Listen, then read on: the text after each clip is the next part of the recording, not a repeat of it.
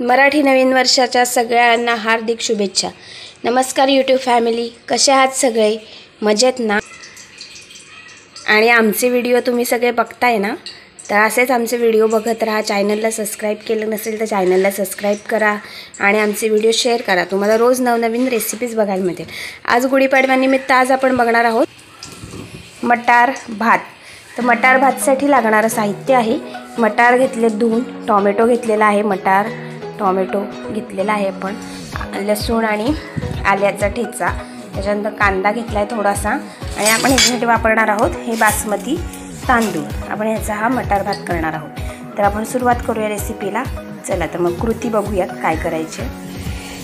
सुरुवातीला आपण इथे तेल गरम करून घेतलेलं आहे, त्याच्यामध्ये आपण जिरं मोहरी घालून घेऊया। जिरं मोहरी तडतडली की त्याच्यामध्ये आपला हा आलं लसूणचा ठेचा घालून घेऊया।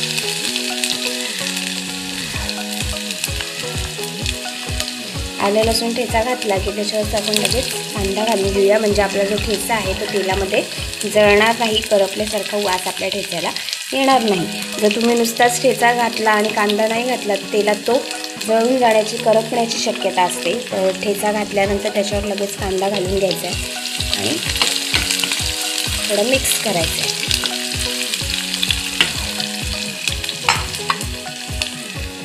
त्यानंतर आपण त्याच्यात घालूया हळद थोडीशी। तुम्हाला व्हाईट जर मटार भात करायचं असेल तर तुम्ही हळद त्यातनं अवॉइड करू शकता, हळद नका घालू म्हणजे तुमचा पुलाव व्हाईट होईल। परत आपण त्याच्यात हळद घातली आहे, थोडीशी धने पावडर घातलेली आहे, थोडासा गरम मसाला घातलेला आहे, थोडंसं लाल तिखट घालायचं। आपल्याला खूप तिखट नाही करायचं मटार भात, थोडा कमी तिखटच करायचं आहे। सगळं घालायचं आहे। त्याच्यानंतर हे असे मसाले थोडे तेलात परतले गेले की त्याच्यात आपण टोमॅटो आणि मटार घालून घेऊया। तुम्हाला टोमॅटो नसेल, नुसता मटार हवा असेल तर नुसता मटार घालू शकता, टोमॅटो घालू नका।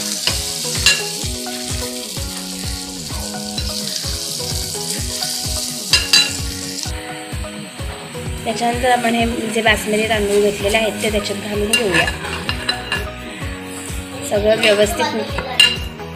व्यवस्थित मिक्स करून घेऊया आणि चवीपुरतं त्याच्यात आपण मीठ घालून घेऊया। चवीपुरतं मीठ घातलेलं आहे।